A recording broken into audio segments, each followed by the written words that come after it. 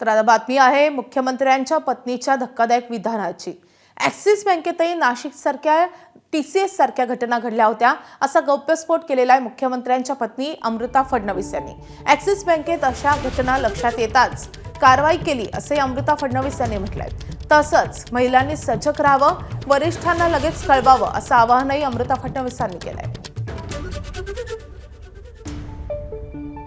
माझ्या वेळेस पण मी जेव्हा ॲक्सिस बँकेत होती तेव्हा अशा केसेस माझ्या पुढे झालेल्या आहेत आणि विसिल ब्लोईंग होऊन त्या मुलांना प्रॉपर त्याच्या अगेन्स्ट लीगल ॲक्शन झालेली आहे, कॉर्पोरेट ॲक्शन झालेली आहे। तर मला वाटतं असं काही झालं तर ते झाल्या आपल्याला विसिल ब्लोईंग करणं जरुरी आहे, समाजाला हे सांगणं जरुरी आहे, आपल्या सिनियर्सना सांगणं जरुरी आहे।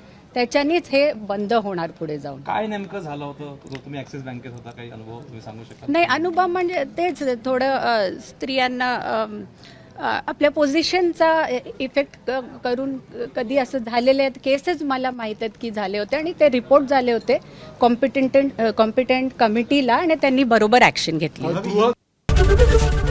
ABP माझा, उघडा डोळे बघा नीट।